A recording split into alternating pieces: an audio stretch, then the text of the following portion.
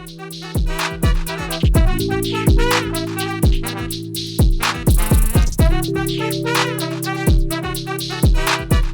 guys, Montel here, and welcome to this edition of Free Thinking with Montel. My guest today has engineered a host of tools to cultivate the skills for healthy relationships and marriage, and is referred to as America's marriage coach. She's an educator, an author, advocate, and counselor who holds a Bachelor of Science in psychology, a master's and doctorate in education, with emphasis on conflict resolution and curriculum development.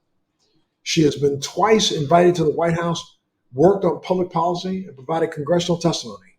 As a participant on the White House National Advisory Panel, she helped shape national standards for teen pregnancy prevention programs. Dr. Jacquie Del Rosario, thank you so much for joining us today on Free Thinking with Montel. Hey, it's my pleasure to be here, Montel. Absolutely, Dr. Jacquie. Look, why don't you tell me a little bit about your background first and where you grew up, where you went to school, those kinds of things. Well, actually, I'm Miami grown, born and raised in Miami, Florida, all my years, a globetrotter, but still call Miami my home. I'm living in paradise. That's crazy. And where'd you go to school? So I went to public schools. I went to Killian Senior High, went to University of Miami for my undergrad, University of Miami again for my training and coaching, and then Nova Southeastern for my master's and my doctorate degree. And why did you decide to focus your career on relationships? It started for me at around the age of 5, 6 years old. I remember being awakened in the middle of the night to this gut-wrenching cry. And I'm sitting up in my bed thinking, who is that? And after a few moments, I was able to recognize it was my mother's voice. And she was obviously in some sort of deep pain. And she was saying, why? And I realized at that young age that we rise or fall in a good or bad relationship. And so that, for me, began to cultivate this drive to understand what makes relationships, good or bad, work for us and how to build and cultivate them. And so, you know how it starts. You know, when you're young, you're maybe a teenager, everybody wants to talk to you about it for advice. And they find that what you say hits. So then they come back. And then I began to formally pursue an education. So I've read the books and done all of that stuff so that I can help people to learn how to develop very healthy and fulfilling relationships. But coming out of that nightmare scenario at age 5, did you start, well, you probably were a little young to start reading then, but how did you start developing the skills that you had, knowing that you were one of those people that people could come to and ask for advice? Mm-hmm. Well, for one thing, you become a strict observer. I began to observe patterns in relationships. I think that that's really the definition of wisdom. So many definitions that people give, but to me, when you recognize patterns, you know what to anticipate. When this and that happens, then this is what follows. And so I began to observe. I began to study people. I began to study interpersonal skills, interpersonal relationships between individuals. And I just found that that was my jumping off point. And this is like ages 12, 13, 14, 15. Did you try to set some of your friends like start to turn against you? Like, girl, stop criticizing me. No. Actually, they started running to me because they found that whatever I said worked. And so, you know how it is. You start hearing the same thing. You know, you're good at this. You're good at that. And that's kind of what helps to form our ideas of who we are and what we're going to do in the future. So when you went through undergrad, did you go through undergrad knowing that your focus was going to end up being on trying to analyze and study relationships? That never changed. So for me, I wanted to become a psychiatrist. So I was actually pre-med at UM and I just wanted to figure it out. And I got to do an internship and I realized that most psychiatrists don't agree necessarily on diagnoses. And it's a lot of work. And so still became a doctor through a PhD format, but learned of my own ways of understanding how to help people now. Not how does it make you feel? Let's go back 15 years, but what can we do now? So I think that I'm a pragmatist. I think that my tools are very realistic and impactful. So I can get someone from here to there in a very short period of time. You know, with 100% complete disclosure, I've been working with psychiatrist Dr. Frank Burke now for about 12 years on an initiative that is called RTM, Reconsolidation of Traumatic Memories. I don't know if you've heard of it. It is literally selected and been chosen by the ISTSS as one of the only cures, I say use that loosely, for PTSD that exists right now on the planet. It's Oh, been wow. deployed right now in the Ukraine. We're looking to deploy it hopefully in Israel as soon as there's a break in hostilities, because it is proven to be 95 to 96% efficacious in remitting all symptoms of PTSD in 5 to 10 hours, no medication. And, I found working with Dr. Burke and, working within the psychological or psychiatric community around the world, from our government to our military to, our first responders, that I had a really, really, really bright doctor who's one of the nation's leading neurologists tell me about 12 years ago that, Montel, that anything that's transformative in medicine, especially psychiatry, is only met with the most vehement and adamant resistance by those who are in the community. And I have seen this firsthand. I have witnessed and watched psychiatrists and doctors who were proponents of prolonged exposure therapy literally fight this breakthrough to the teeth, to the death. I mean, it's been, and to the detriment of our warfighters and people suffering from PTSD. This protocol has been known now for over 12 years in the United States, has been utilized, probably treated close to 1,000 patients across the country. It's been double-blind studied at Harvard. It's been double-blind studied at the Walter Reed, at King's College. It is. Quick question. Uh-huh. Does it, when you're saying about 10 hours, it alleviates the signs of PTSD? So you're talking about the symptomology of PTSD. Symptomology. Yes, Okay. symptomology. So person can go in and about 10 hours later, they will come out and they personally will acknowledge the fact that they have remitted all the symptoms that they were complaining about before they started the process. And this is one that we've now gone back and double checked after a year to 2 years, and it does not have to be re-implemented the same way, let's say, prolonged exposure therapy does, and those kinds of things. But It's a different conversation, but to me, the answer is really clear. It's about the finances. If you ever study the history of medicine, we would think that Western medicine is because it's the best and it's proven. It was a political ploy. And it was all about money, monetizing this practice. And that's how we got modern medicine as we know it in the West. it So, still is that same of way, course it whether is. it is in psychiatry, and I'm not literally casting aspersions upon your community. I'm talking about this et al. I've worked on various things, from a medical device out of the University of Wisconsin that it's called the PONS device. I don't know if you've ever heard of that.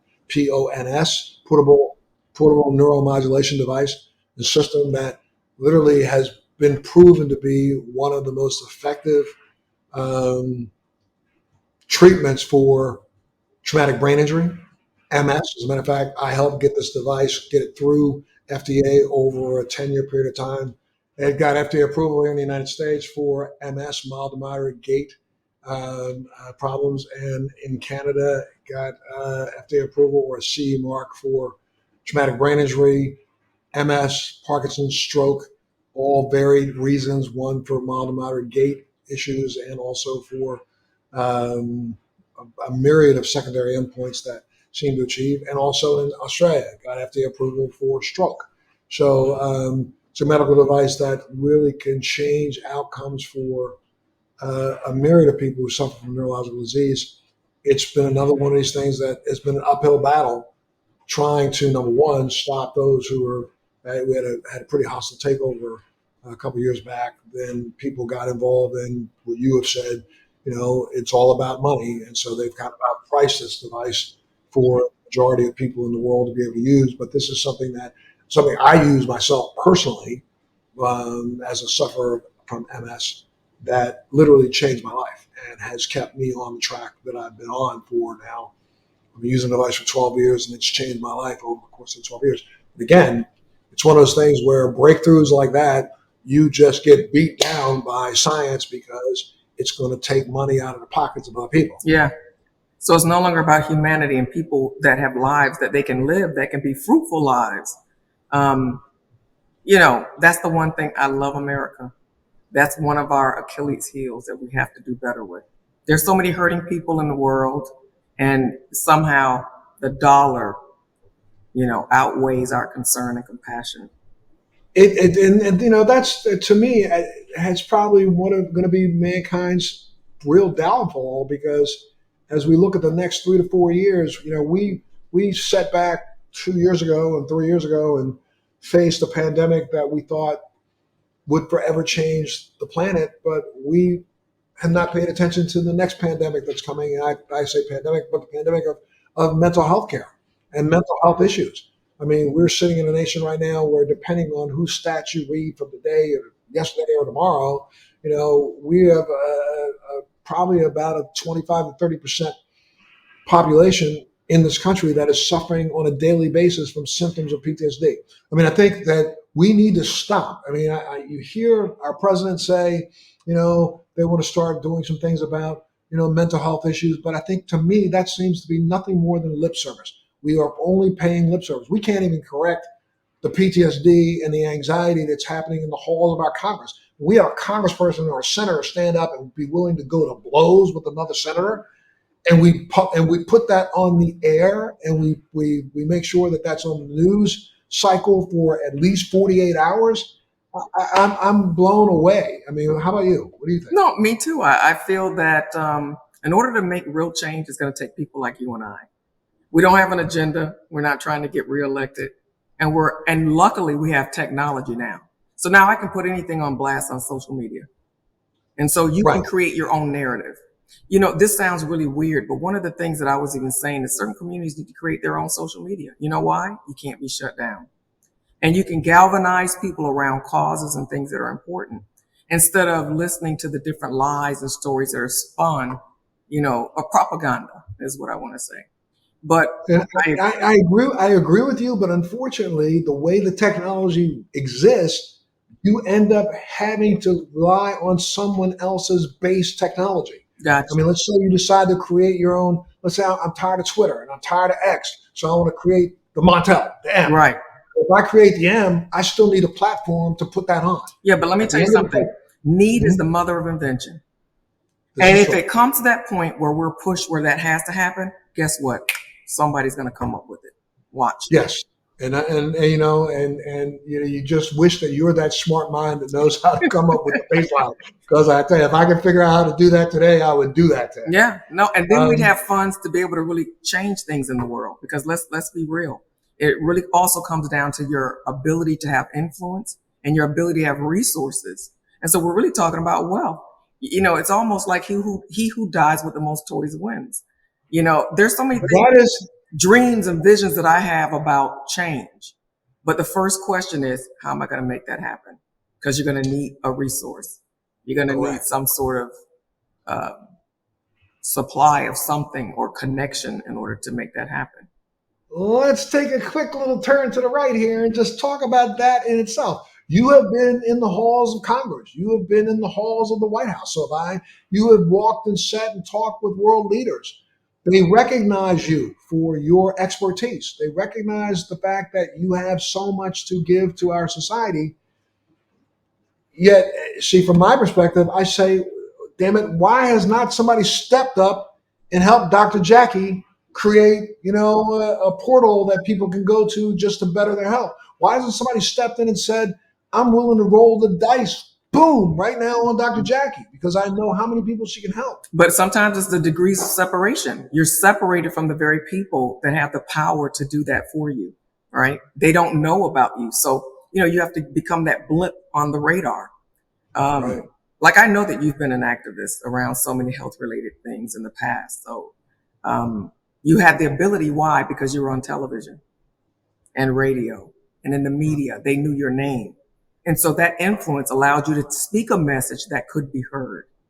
And so I think it's about elevating. Now we know about elevating brand and getting name recognition so that people recognize the value of what you have to share.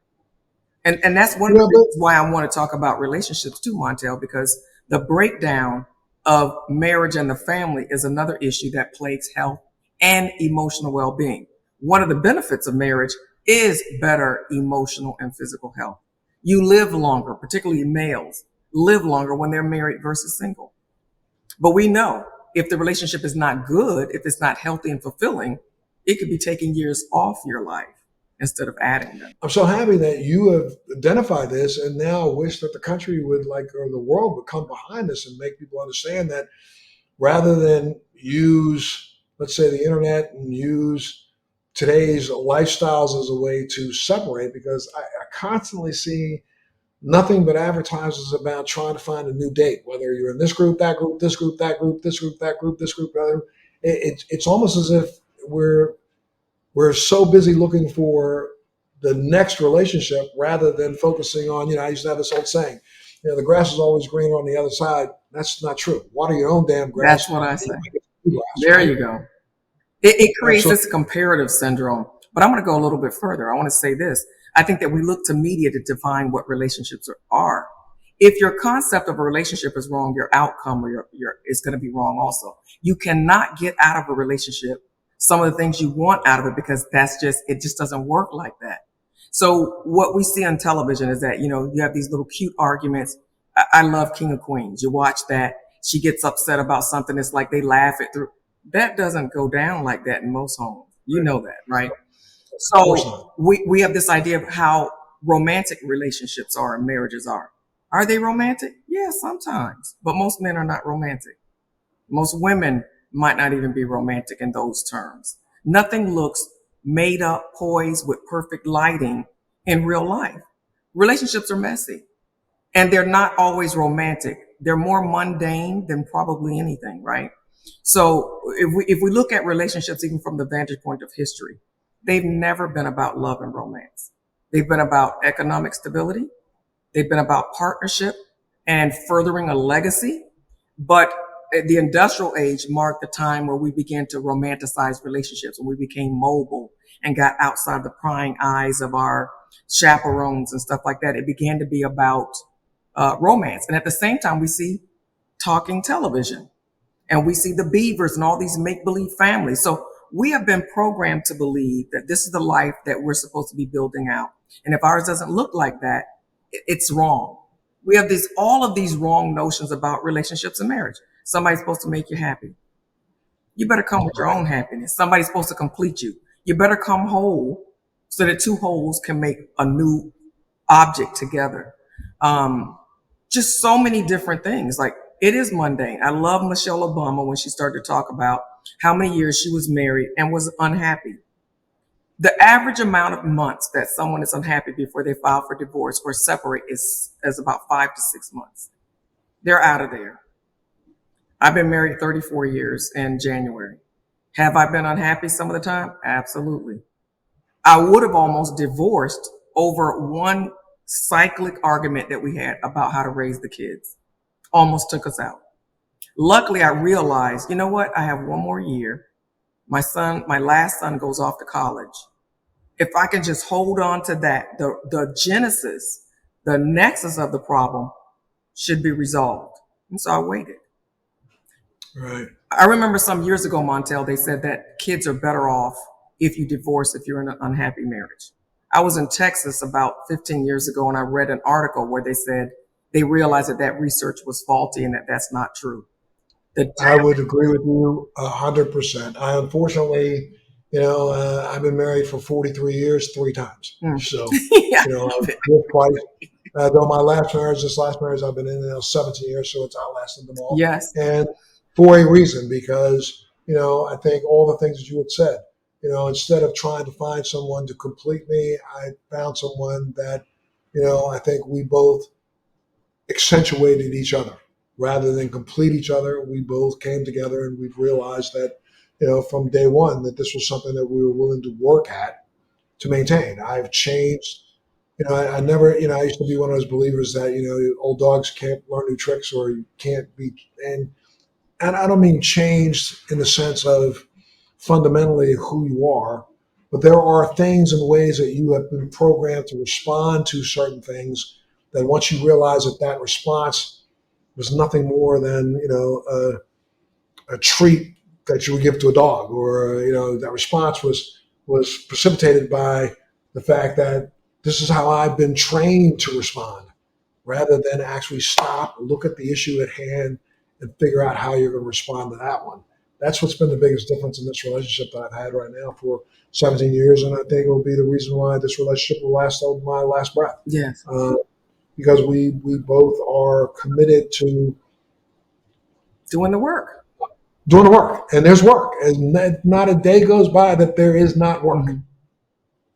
And anybody who looks at it that way that says, "Oh no, there's some days where everything was just so perfect," those days weren't that perfect. They may have been days when you were by yourself, but they weren't necessarily days that your relationship was as perfect as you think it was. That's what you fantasize about. And I'd like to echo what you were just saying about the way we're being programmed. I and my wife are deep streamers. I don't know how we call it. We literally love to just stream everything that's out there. And I'm fascinated by media anyway, so I look at a lot of the program we look at from a director's eye. So I may be sitting here watching the same show that she's watching. She's paying attention to the plot line. I'm paying attention to the camera angles. I'm trying to see how many angles it took for that 3-second scene, and it's going on in the back of my brain while I'm watching this.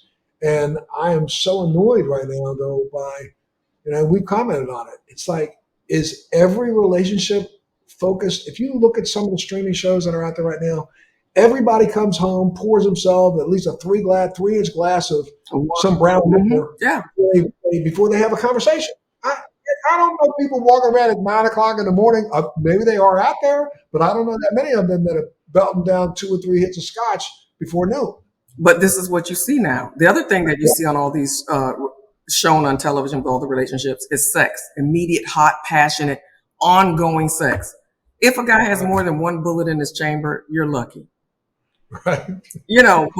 But so now what do people want? They want to know about sex first. So it's not about even getting to know anyone. It's about, can he or she check all of these boxes? And I just think it's unfortunate. And you can't get a fulfilling, enduring relationship or marriage out of that. You know how you need the flour, the eggs, the vanilla to make that cake? That's fact. Yeah. Those are not the ingredients. Right. Well, you've come up with some ingredients to help people figure out whether or not they're even on the right track. You came up with something called compatibility quiz. Tell me a little bit about that. It doesn't matter where I'm at, Montel. People are always asking me. They're telling me about the horror stories of trying to date and find someone. It's a rat race out there now. And I'm so glad I've already been paired up and I don't have to be out there. But the question is, how will I know? How will I know if this person is the right person for me? And I think that there's a lot about conversations and how to have them that's really not understood, particularly with our younger generations who are so into technology that instead of having these face-to-face conversations, they're texting 2 or 3 sentences. They're not seeing each other in their natural habitat. And I think the compatibility quiz is all about helping you to measure. So it's a metric to measure across those 7 constructs. Are you compatible with one another? So in my practice, I discovered that there's 7 different constructs or 7 pillars upon which to build a healthy relationship. Have you already written this and delivered this in a book? Oh yeah. Okay, what's the book? So I can Marriage Blueprint. Marriage Blueprint? Mm-hmm. On Amazon. And I want people to go out and buy it. Can you just give us the highlights of it so that they'll want to go out and get a copy of that book? I guess the long and skinny of it is that my husband and I talked indefinitely about every sort of hypothetical thing. I feel that a lot of people are getting married and don't understand their partner's position on too many essential aspects of marriage. Like, do you believe marriage is forever? What are you willing to do if our marriage is in trouble? How many children you want? How are we going to raise our children? So those 7 constructs are your marital beliefs. That is about how you envision yourself in that marriage, playing what sort of role, doing what sorts of things, how you envision your partner and what you envision them doing or not doing. Number 2, marital beliefs. Your marital beliefs, morals and values is the second one. And that's your core self. People talk about, am I compatible? What needs to be compatible and not opposite is your core self. That's what you value and what you believe, your morals. If I can stop you there for just a second, that's the one that I think more people should work on before they even work on number 1. They should work on that, understanding who they are before they enter a relationship. I agree. I think we spend so little time trying to figure out who we are, trying to put those beliefs on someone else and picking them as a partner, thinking that they agree with me, but I don't even know what I agree with. Exactly. And so what I did is I kind of took the template from my life, what worked for me and my husband. I can tell you that 90% of the things that we talked about have already come to pass. There was only one thing that we had difficulty working out. I asked him, if I don't want to take birth control and we don't want to have any more children, would you get a vasectomy? And that was the only thing he said, look, nobody's cutting anything anywhere on me. And so if that's the stopping block, then we have a problem. And so I had to, acquiesce to that. But we've worked through almost all things because it's like our preamble. I already know what to expect. So when this happens, when an in-law does this and oversteps, we already know what to do because we already discussed it and agreed on what is to be our actionable steps, right? So like I said, about 80-90% of what we discussed has already happened. And so we just stuck to the script. So think about it. You have most reasons why marriages fail or relationships fail is because of unresolved conflict. Right. Give me number 3. So number 3 would be family, finances. The next one would be sex and intimacy, solving disagreements, and religion. So I think I covered all 7 of them. And those are all important pillars. So if you align on all of them, it doesn't mean that you come to the table aligned. It means that you figure out where you're misaligned and you build out your workaround. And you understand that the other person has a right to have a different opinion on any one of those 7, correct? That's why you got to work it out. And you do it beforehand so that you already know what your non-negotiables are and what you can and what you cannot deal with, right? So there are some non-negotiables that people need to know that they have. What are they? And a non-negotiable is a non-starter. That means that at the onset of the relationship, if this is going to be a part of the equation, it's a no for me, Bob, and you need to know that. But as you shared, many people don't know what they even want. And so what I love about the questions and the different chapters of the book is that it helps you to figure that out also for yourself. One more time, throw out the name of the book and where we can get Blueprint for Marriage. Amazon. Blueprint for Marriage on Amazon. So I want all you guys out there, she's just giving you the highlights, some of the highlights. Go out, pick up a copy of the book because I think, right now it's so important. I think we as a nation need to refocus on those basic relationships to ensure the longevity of this nation. I agree. I think, we can talk about all the political divide that we want, but, that's the reason why, most recent, the holidays have just passed, Thanksgiving. How many people sat down at a Thanksgiving dinner and just had one relative and one, family member out on the porch smoking a cigarette, angry, mad, and they're kicking the walls because of the conversation that happened over dinner when it didn't even have to happen that way. You're right. Absolutely right. And I think there's some history around that, isn't it? That the collapse of a nation or an empire begins with the breakdown of the family. Absolutely. And now that's the way you just said that is very interesting because there are people in our society who will define that differently. The breakdown of relationships they think means anything from interracial relationships to, allowing same-sex couples. That's not what we're talking about. No, that's not. Definitely not what we're talking about. I think it doesn't matter whether you have a nuclear family or what type of family that you have. You have to have the 2 components, though, where you have people that are committed to one another, that are able to raise and produce productive citizens in society, people that are whole and healthy and able to, to grab their potential and to fulfill it. Absolutely. I want to go back to something you said a little earlier about the fact that, for such a long time, there were so many people leading the charge that if in fact there was difficulty in the marriage, it would be better if you just divorce and let the kids, grow up that way rather than stay together. Expand upon that a little bit. Well, I think that the exact term was if you're unhappy in your marriage. So we're not talking about, just to qualify, we're not talking about abusive relationships where someone's being battered or physically or emotionally abused. We're just talking about a relationship where you guys aren't getting along well. There's conflict. You're unhappy. And like you said, you're looking at your escape route because you think that there might be something better out there for you. In those relationships, what we do know is that children that are a product of divorce usually are not, they don't do as well in school. They're not as happy, and they tend to also become products of divorce. Now, we know that some cultures cultivate, even though parents are not together, that they co-parent very well. So your co-parenting is going to be very important to how well your child transitions through divorce. But what I'm saying about it is that now the research shows that that's really not true. It's life, right? Most of what we're complaining about is not like something weird happened to you or me. It's just life. And so how do our kids learn how to deal with life? They watch you doing it. So they're going to learn how to get through the conflict in their marriage by the way that they see you do it. Now, my parents were married almost 40 years, I remember. They divorced late in life. And I think they went through the hurricane. They went through some really severe crises, but, and they made it. Thank God I was already an adult. But at 30 something years old, when my parents divorced, I have to tell you, it affected me more than the death of my sister.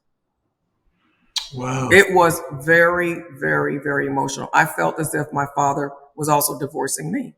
He was divorcing the other children, my other siblings. It was catastrophic. So reading it in a book, I felt like, oh, okay, I understand that this impacts negatively young children.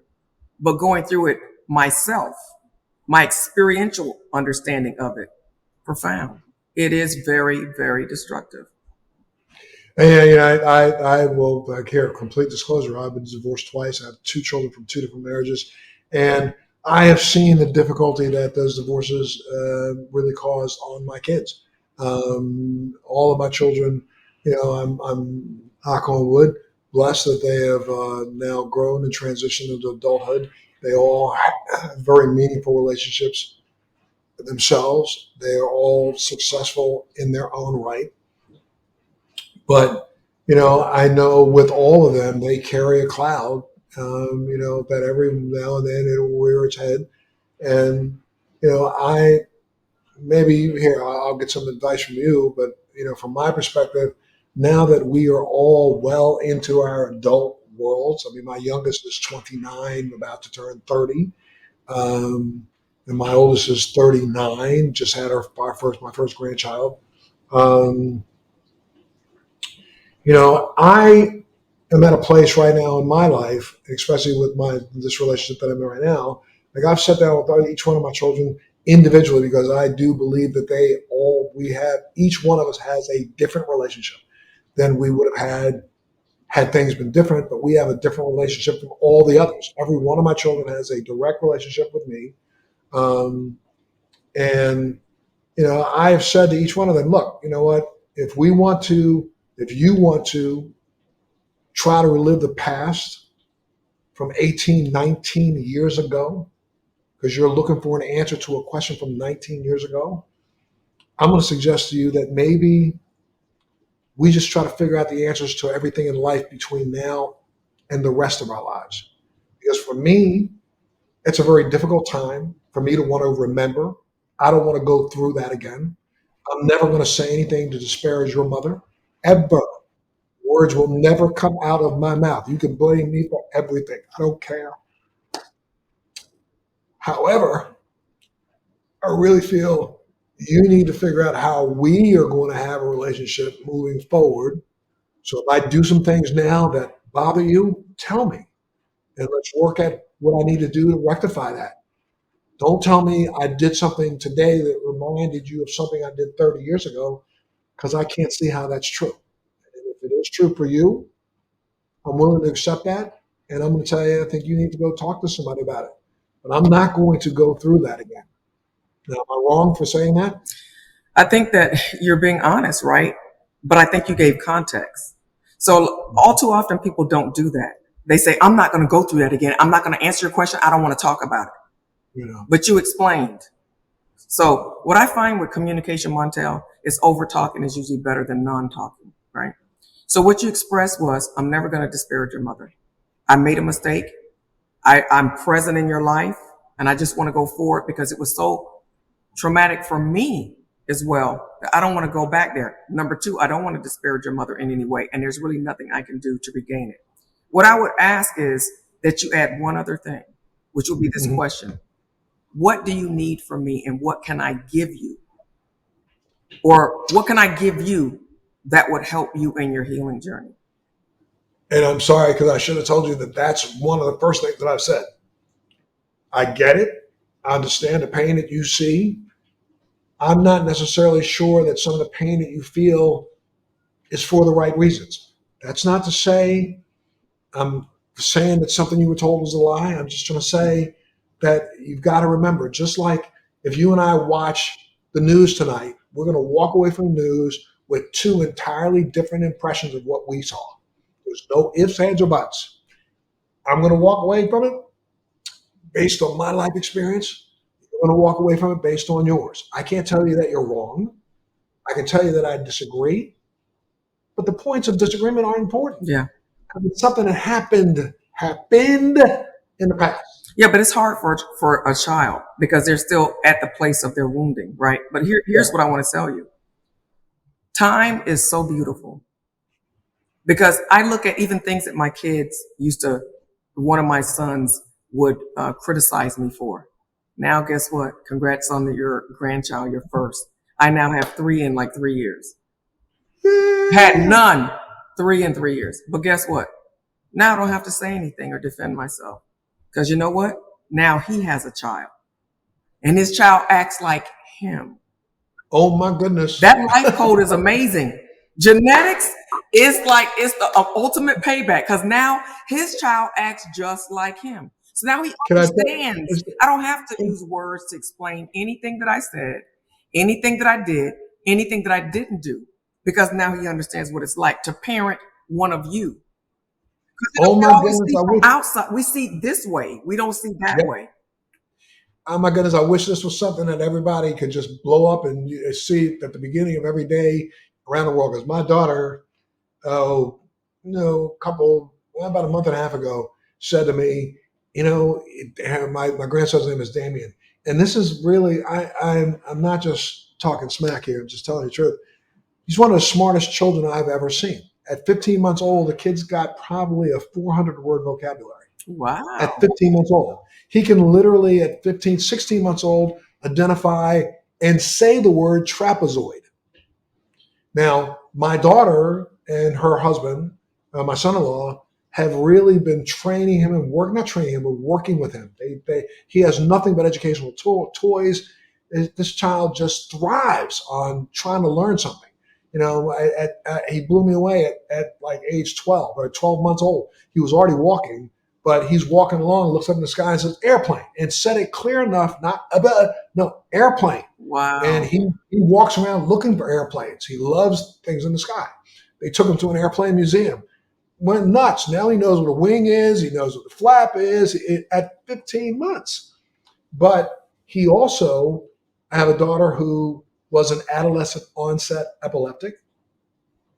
I'm telling you, I look at the community that tried to treat her and think that that's just as abysmal as it ever has been, and it still is the same way today because they drug children way too early with drugs that were never intended to be used by children of that age.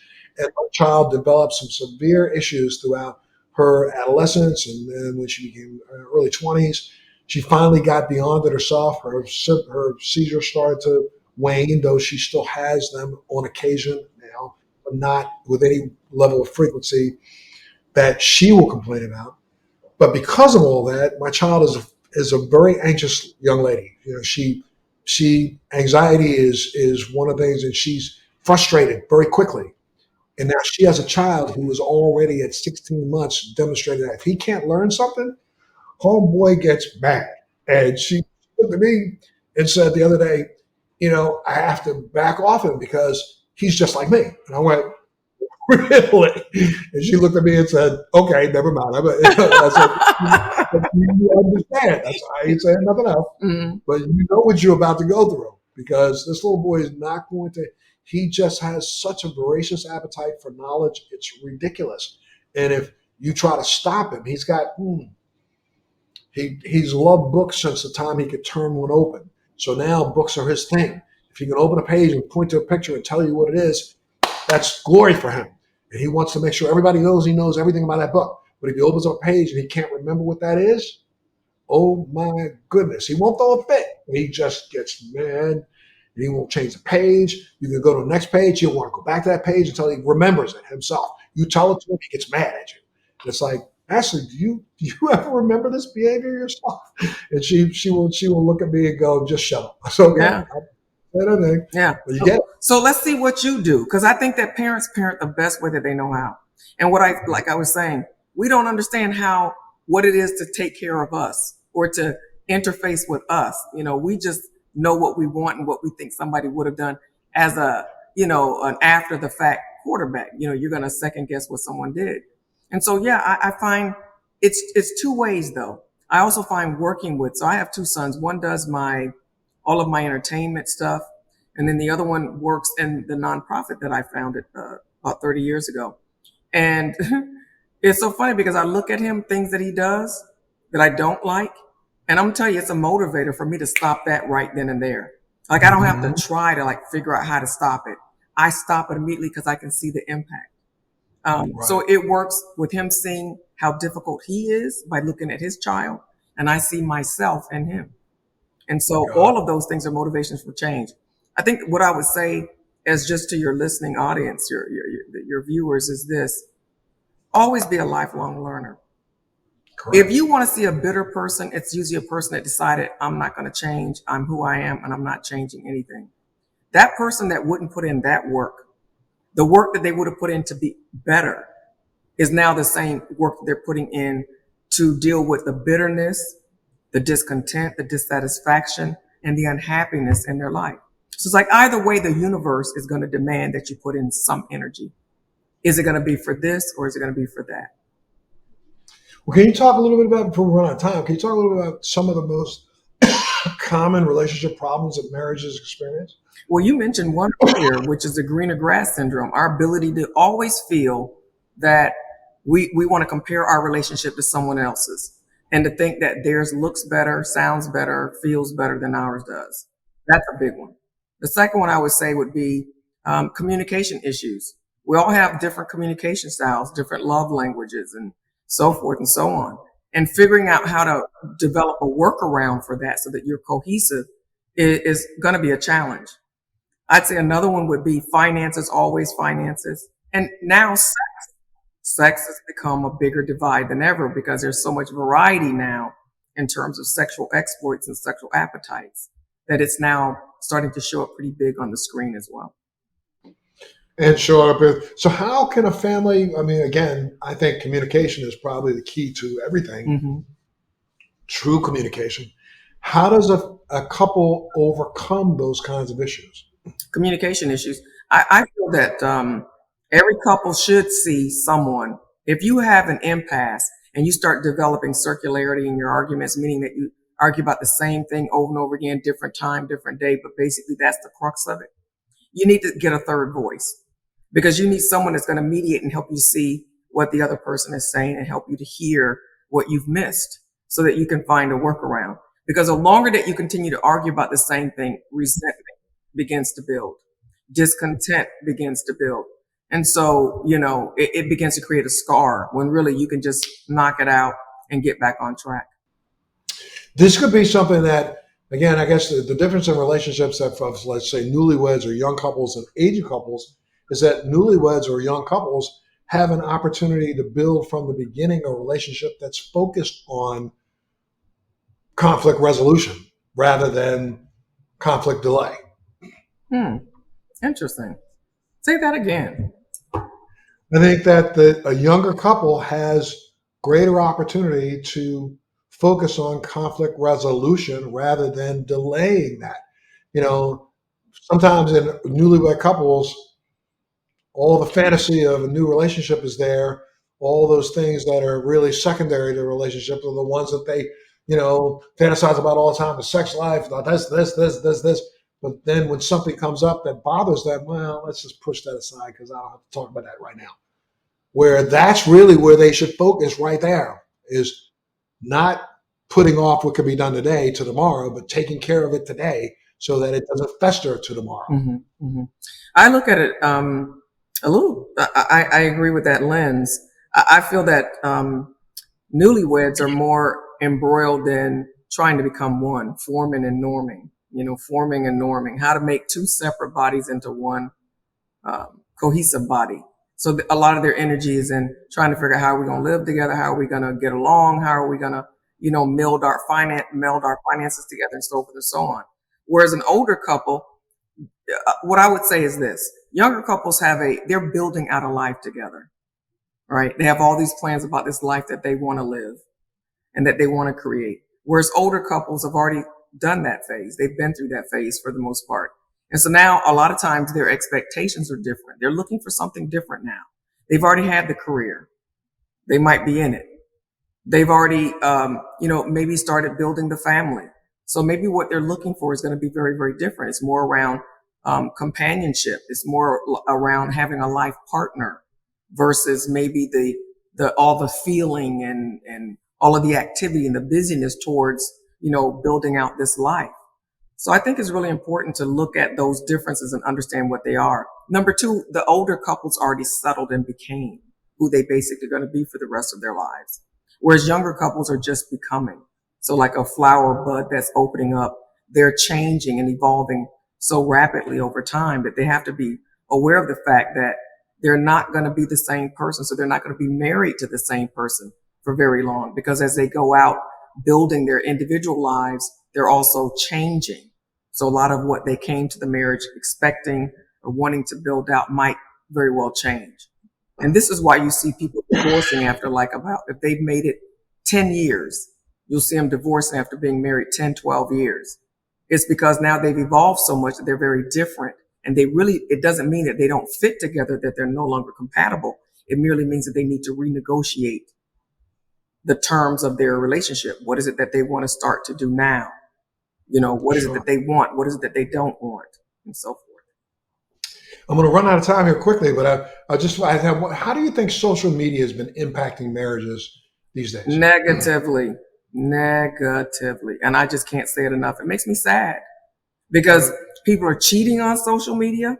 But again, as I mentioned earlier, they're looking at these posed lives, airbrushed, screened lives that people are demonstrating, and that's their metric for how well they're doing in their life. And it's a false metric. So I think it's definitely hurt people's ability to even develop holistic interpersonal skills even.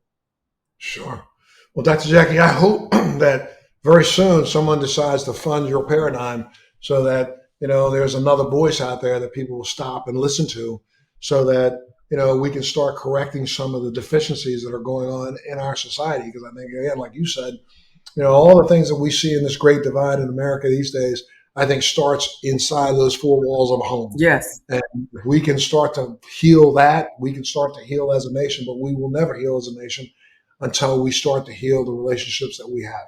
I mean, I look at some of our politicians and know, I really would love to be able to find out what's going on when the cameras are off in their home, and I can find out why they have the attitudes they have towards so many things that are so detrimental to our society.